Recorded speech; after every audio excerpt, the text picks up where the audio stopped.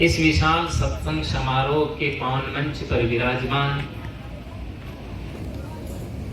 मानव समाज के पथ प्रदर्शक, वंदनीय संत समाज, साध्वी समाज, समस्त संस्था के पदाधिकारी गण, ट्रस्टीगण एवं धर्म प्रेमी बंधुओं, श्रद्धा मूर्ति देवियों और प्यारे बच्चों, जयंती मनाने के लिए यहाँ पर एकत्रित हुए हैं जिनको संत सम्राट सदगुरु कबीर साहब के नाम से जाना जाता है। सदगुरु कबीर साहब एक मानवतावादी संत थे, समाज सुधारक थे और मानव को जोड़ने के लिए उन्होंने अपना संदेश समाज में दिया। उनकी जो वाणियां हैं, छोटे छोटे सूत्र जो है तो मंत्र के रूप में है। अगर व्यक्ति एक दोहा, उसकी आधी पंक्ति, एक शब्द को भी सही तरीके से समझ ले तो उसके जीवन की दिशा और दशा दोनों बदल सकती है। कहा भी है कि एक शब्द गुरुदेव का ताका अनंत विचार, थाके मुनिजन पंडिता वेद न पावे पार। सदगुरु कबीर साहब का एक एक शब्द इतना मार्मिक है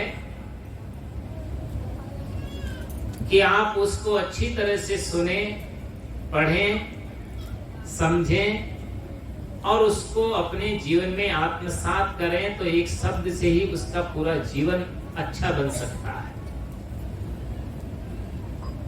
और उन्होंने संदेश भी यही दिया है कि अच्छा जन्म बनाओ। वैसे तो मनुष्य का जीवन अच्छा ही होता है, क्योंकि अन्य खानियां के प्राणी जितने भी हैं वो प्रतंत्र खानियां हैं। पशु हैं, पंछी हैं, कीड़े मकोड़े हैं, जीव जंतु हैं,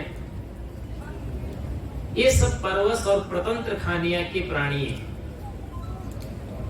क्योंकि 3 प्रकार के प्राणी पाए जाते हैं, जलचर, थलचर और नभचर।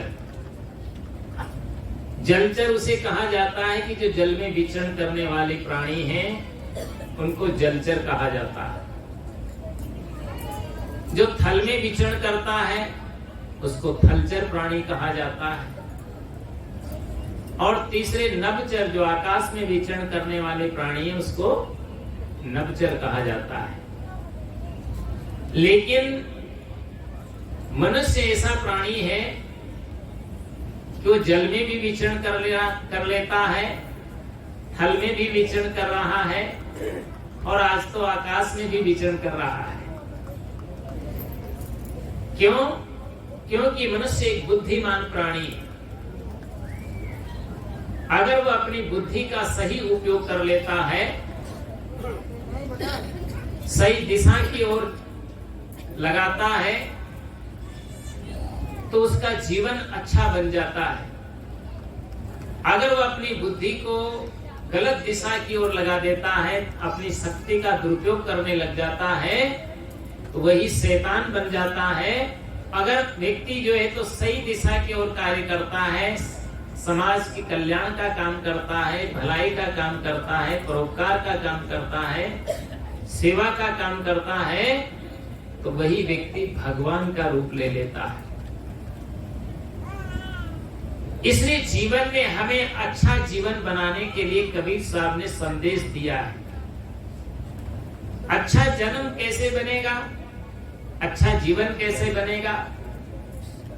अच्छा जीवन बनाने के लिए हमें जीवन में अच्छाइयां अपनानी पड़ेगी और जो हमारे जीवन में जितनी बुराइयां हैं उनको दूर करने का काम करना पड़ेगा। अब वो क्या बुराइयां हैं वो आप अपने दिल में जो है तो अच्छी तरह से खोज करें। शाम सवेरे आप बैठें 5 मिनट या 10 मिनट बैठ करके ध्यान में चिंतन करें कि हमारे जीवन में कितनी बुराइयां हैं। उन बुराइयों को हम निकालने के लिए संकल्पित हो जाएं, संकल्प लें और ये मन में विचार करें कि अगर हम 10 झूठ बोलते हैं या दिन भर में 25 झूठ बोलते हैं तो उन झूठ को छोड़ने का काम करें। हमारा मन चोरी करने का हो, बेईमानी करने का हो, चालाकी करने का हो, लूट खसोट करने का हो या और भी कोई खोटे कर्म करने की इच्छा जाहिर करता हो तो उन बुरे कर्मों का परित्याग करने का संकल्प करना चाहिए। और साथ साथ में ये भी याद रखना है कि हम अपने जीवन को जब अच्छा बना लेंगे तो पूरी दुनिया के लोग हमको जो है तो अच्छे दिखाई देने लगेंगे। एक आदमी मेरे पास में आया तो कह रहा था कि गुरुजी आज वर्तमान की स्थिति ऐसी हो गई कि जो है तो दुनिया पूरी बिगड़ती ही जा रही है। आदमी को बिगड़े हुए लोग ज्यादा दिखाई देते हैं। क्यों दिखाई देते हैं? क्योंकि उसके जीवन में अच्छाइयां कम है और बुराइयां ज्यादा है।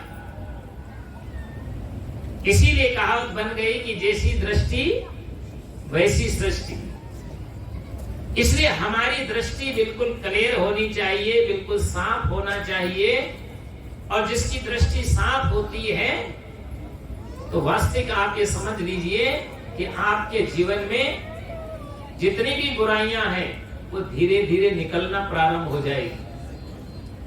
इसलिए हमें अपने दिल की बुराइयों को दूर करने का काम करना चाहिए। दूसरी बात क्या करना चाहिए कि फजूल के काम में अपना समय बर्बाद नहीं करना चाहिए। आजकल लोग क्या करते हैं, बिना प्रयोजन के काम करना प्रारंभ कर रहे हैं। एक महिला को मैंने देखा, उसके एक छोटा सा बच्चा था और उस बच्चे को क्या देखा मैंने कि उसकी पैर में जो है तो काला काला धागा बांध दिया। काला धागा बंधा हुआ था।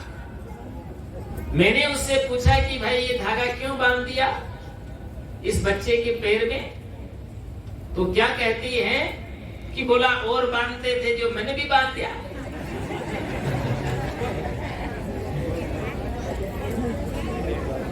उसका कोई हानि है, एक लाभ है कि उससे क्या फायदा है, उसको हानि लाभ से कोई लेना देना नहीं है। सिर्फ इतना सा है कि उसने किया तो हम भी कर लेते हैं। लेकिन आप ये बात याद रखिए, किसी के भी देखा देखी व्यक्ति को कोई कार्य नहीं करना चाहिए। अगर वो कोई गलत काम करता है, हम भी उसकी देखा देखी उसकी नकल करते हैं। आजकल युवाओं में, युवतियों में नशा की प्रवृत्तियां बहुत बढ़ती जा रही। क्यों बढ़ रही है? वो उसका जो है तो हानि लाभ नहीं समझते, केवल एक दूसरे की देखा देखी लोग करना शुरू करते हैं।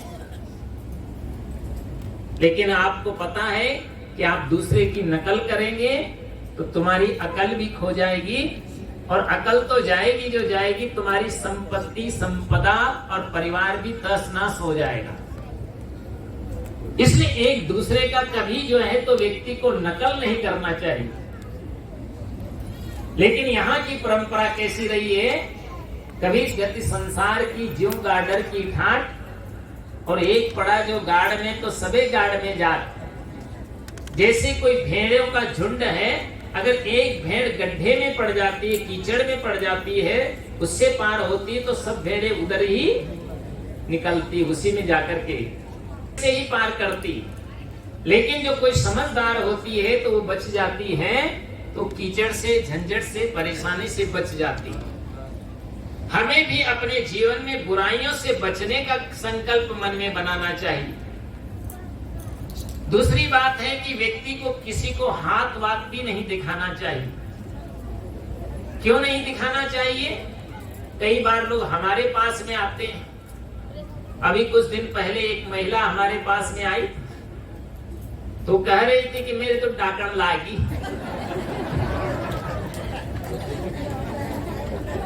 मैंने कहा भाई तुम्हारे घर में डाकण कहाँ होगी घुस गई? आप बताइए। डाकण न उसकी माँ ने देखा है, न उसकी माँ की माँ ने देखा है, न उसके पति ने देखा है, न बच्चों ने देखा है। वो कहती मेरे को डाकण लग गई। तो मैंने कहा क्या कहती है डाकण? बोला मैं तनन लेर जाऊंगी। अब बताइए कितना कितना भ्रम है लोगों को। तो मैंने कहा चलो मैं तुम्हारी डाकण अभी भगाता हूँ। और उसकी डाकण भगा दिया और आज वो बड़ी खुश हो गई कि गुरुजी हमारे तो डाकण वाकण भग गई। उसका पति कह रहा था, बोला मैं सब जगह घूम आया, सब तीर्थों में हो आया, सब देवी देवता के यहाँ चला गया और मेरे तमाम पैसे इसने बर्बाद कर दिया। अगर ये पहले पता होता कि साहब ही डाकण भगा देते था कि यहीं आ जाता। कैसे कैसे लोगों में भ्रम है।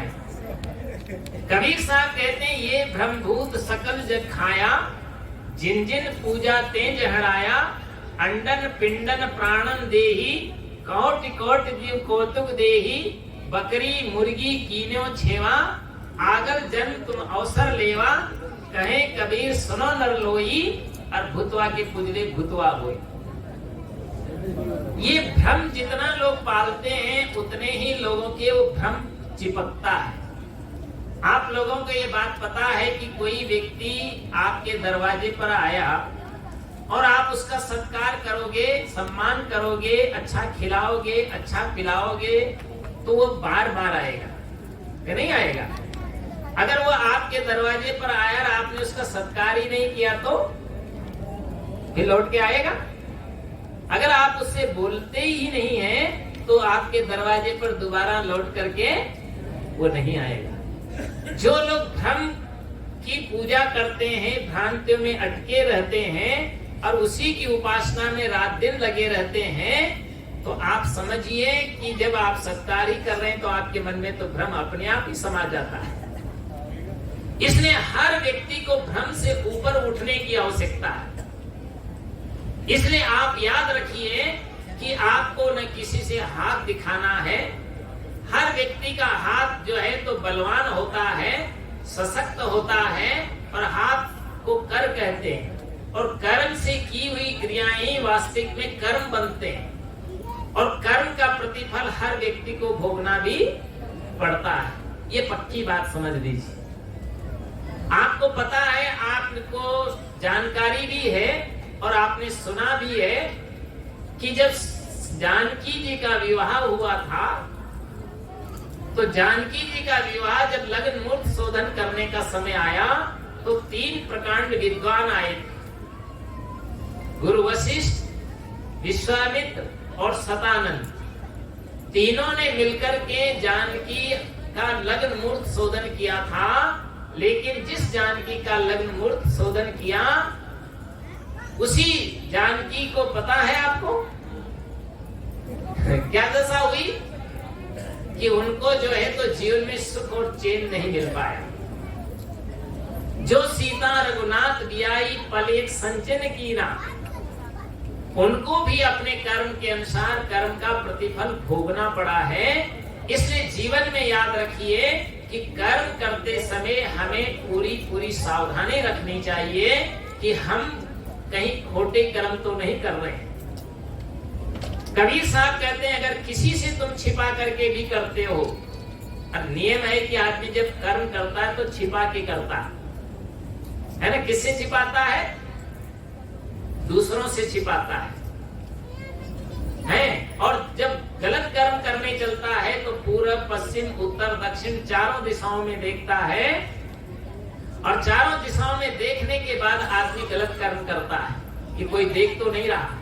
लेकिन आपको पता है कि कोई देखे या ना देखे, दूसरे को तो उसका फल भोगना नहीं है, और आपको भोगना है तो आप तो देख ही रहे कि मैं गलत कर रहा हूं। इसलिए आप जीवन में गलत करेंगे तो उसका प्रतिफल गलत ही मिलेगा। इसलिए कबीर साहब ने कहा, कबीर कमाई आपने कभी न निष्फल जाए, और बोया पेड़ बबूल का तो आम कहां से खाए। ये हमारे डॉक्टर साहब राकेश जी ने छोटी छोटी पुस्तकें छपा रखी, तो उसमें ये सब दोहे छपा रखे हैं कबीर साहब की, कि कबीर कमाए आपने कभी न निष्फल जाए। एक बार क्या हुआ है, एक पति पत्नी जो है तो यात्रा करने के लिए निकले। पति से पत्नी बार बार कहती रहती थी कि मुझे यात्रा करा दीजिए, लेकिन वो टाल मटोल करता रहा। लेकिन एक दिन उसकी भी बात जच गई कि ये बार बार कहती है, तो चलो यात्रा ही करा देते हैं। और जब यात्रा कराने के लिए वो चला तो उसने कहा, चलो तुमको आज मैं ट्रेन की यात्रा कराता हूं। और वो भी कभी ट्रेन में बैठी नहीं थी, और जब ट्रेन में बैठी नहीं, कोई चीज आपने देखी नहीं, कभी बैठी नहीं, तो आपको अचंबा लगता है। उसने टिकट कटाया, दोनों पति पत्नी ट्रेन में चढ़ गए। और जब ट्रेन में चढ़े तो ट्रेन की जो में चढ़ते ही थोड़ी देर के बाद ट्रेन रवाना हुई। वो उनकी जो पत्नी थी वो ट्रेन को बड़े गौर से देख रही थी। अब बड़े गौर से देख रही है, ऊपर देखा, नीचे देखा, साइड में देखा, और जब देखा तो बड़ी खुश हुई कि देखो पति देव, आपको बहुत धन्यवाद है कि आपने जो है तो ट्रेन की यात्रा करा दी। अरे ये तो चलता फिरता बंगला ही मिल गया आपने को। इसमें तो फैन भी है, इसमें तो एसी भी है, इसमें तो पलंग भी है, इसमें तो शौचालय बाथरूम भी है, इसमें तो सारी व्यवस्था है। और उनको धन्यवाद देती है। और धन्यवाद देखते हुए सामने जब उसने साइड में देखा तो एक लाल लाल जंजीर लटक रही थी। क्या लटक रही थी? वो जंजीर लटक रही थी।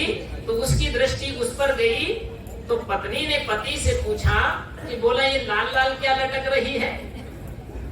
तो पति ने कहा, देवी ये जंजीर है, जंजीर। बोला ये क्या काम आती है? बोला किसी यात्री को कोई प्रॉब्लम आ जाए, कोई समस्या आ जाए, कोई संकट आ जाए, कोई विपदा आ जाए, तो इसको आप खींच दीजिए तो गाड़ी खड़ी हो जाएगी।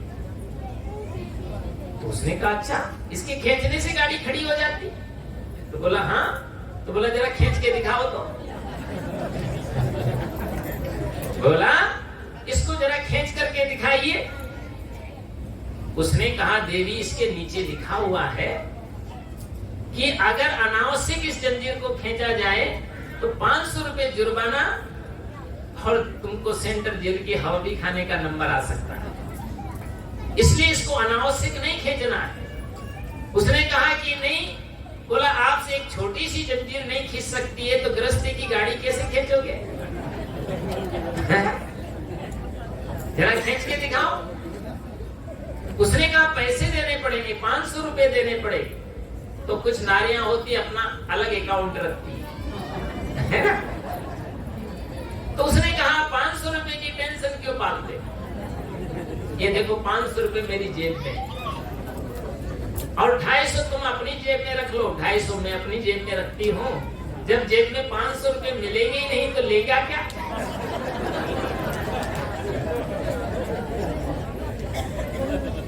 तो उसने कहा कि भाई नहीं, ऐसा काम नहीं करना चाहिए। पति समझदार था, बुद्धिवान था, संस्कारवान था और ज्ञानी था। उसने कहा कि देवी जी ऐसा काम कभी नहीं करना चाहिए। उसने कहा कि जो है अगर आप नहीं खींचते हैं तो चलो मैं ही खींच देती हूँ। उसने कहा आपको भी नहीं खींचना चाहिए। उसने कहा कि नहीं, चलो आप नहीं खींचते तो मैं ही खींच देता हूँ। और उसने क्या किया, चलती हुई ट्रेन में ही वो जंजीर खींच दिया तो गाड़ी खड़ी हो गई। जैसे ही गाड़ी खड़ी हुई तो 2 पुलिस के जवान आ गए। जंजीर किसने खींची, जंजीर किसने खींची? अब तो दोनों चक्कर में पड़ गए, एक दूसरे की तरफ देखने लगे। तो पति तो कुछ नहीं बोला, तो पत्नी से पूछते रहे भाई बताओ ये जंजीर किसने खींची? तो बहुत तेज दिमाग की थी, इतनी तेज दिमाग की थी कि ऊपर की सीट पर एक लंबी लंबी दाढ़ी वाले बाबा जी सो रहे थे।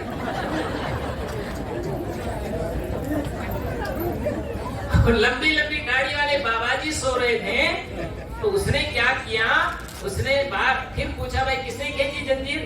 तो उसने कहा भाई हमने तो नहीं खींची, लेकिन ये ऊपर की सीट में जो बाबा जी सो रहा है ना उसने खींची। बाबा जी का नंबर आ गया। पुलिस वालों ने बाबा जी को उठाया। उसने कहा रे बाबा जी आपने जंजीर खींची? और बाबा जी तो पहले सब बातें सुन ही रहा था। उसने सोचा अगर मैं मना भी करता है तो दो गवाह कंप्लीट है,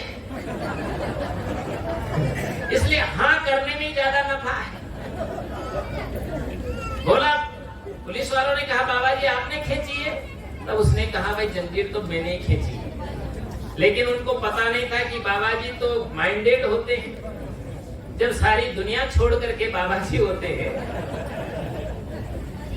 तो उनके पास भी तो कोई दिमाग रहता होगा। तो उसने कहा कि जंजीर किसने खींची? तो बाबा जी ने कहा भाई जंजीर तो मैंने ही खींची। तो बोला नीचे उतरिए, क्यों खींची? चलो थाने में। उसने कहा श्रीमान जी मेरी बात ध्यान से सुने। बोला मैं आज सवेरे चल अपने कुटिया से चला, और जब कुटिया से चला तो रास्ते में जो है तो एक भक्त मिल गया। उस भक्त ने अपने घर मुझे बुलाया और अपने घर में चूरमा बाटी खिलाया, और चलते समय मुझे 500 रुपए की दक्षिणा भेंट में दे दिया।